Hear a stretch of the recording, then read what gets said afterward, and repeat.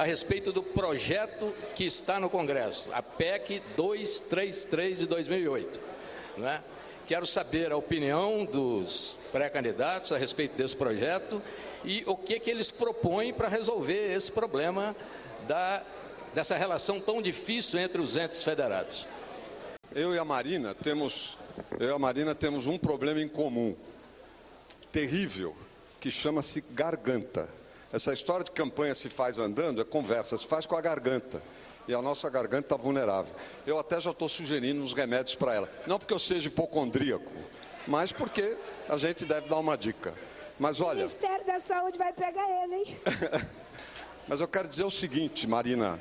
Se, uma vez aprovado na convenção, depois da campanha, eu vier a ser eleito, eu vou querer... Pode parecer uma heresia, viu, Dilma? Mas eu vou querer tanto o PT quanto o PV no governo, em função de objetivos comuns, com base num programa, não é na base. Claro que relação pessoal, isso, aquilo tem importância, mas o Brasil vai precisar estar junto nos próximos anos. A gente deve maximizar a força do governo, aumentando a sua representatividade dos setores políticos. Eu estou de acordo com a Marina, que na verdade, hoje e ontem, né, a oposição sempre tem um comportamento que empurra o governo para um lado que não devia. Eu sofri isso na prefeitura de São Paulo, por exemplo. O governo Fernando Henrique sofreu, o governo Lula sofreu. Nós temos que mudar esse esquema. Mas água encanada e energia elétrica, faz uma pesquisa. Quem é contra? É a favor da água encanada e energia elétrica? 100%. Faz uma pesquisa de reforma tributária. É a favor da reforma tributária? 100%. Só que a gente quer água para lavar a mão, tomar banho, limpar a casa, e energia elétrica para ver televisão, para iluminar a casa e tudo mais.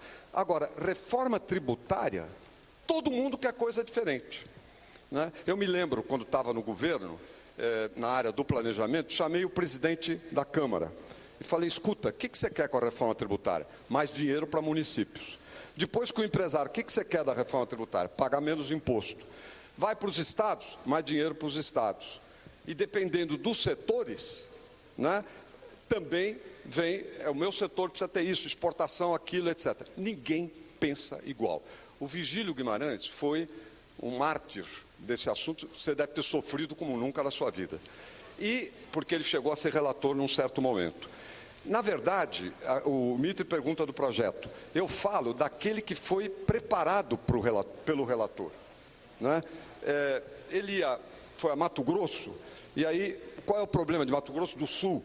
É o gás da Petrobras, que eles cobram o ICMS. Tem gente que acha isso inconstitucional. Ele falou, eu te resolvo isso, apoio o meu projeto. E foi fazendo assim. E foi ficando uma colcha de retalhos que ia aumentar a carga tributária, aumentar a cumulatividade, aumentar o déficit federal. Quer dizer, ia produzir o oposto daquilo que se queria e muito conflito com a saúde, com a previdência. Iam ficar desfinanciadas. Então, a questão tributária precisa ser encarada como foi na Constituinte até certo ponto, como algo que não tem a ver com o governo, que não tem a ver com partidos, tá certo? Eu acabei virando meio especialista nesse assunto. Então, me dá um texto, eu olho e vejo os conflitos que tem e a pressão depois é intolerável. Então, nós temos realmente que fazer um projeto caprichado. Segunda coisa, reforma tributária, se começasse em janeiro, não ia terminar antes de dezembro. Depois, tem que fazer as leis.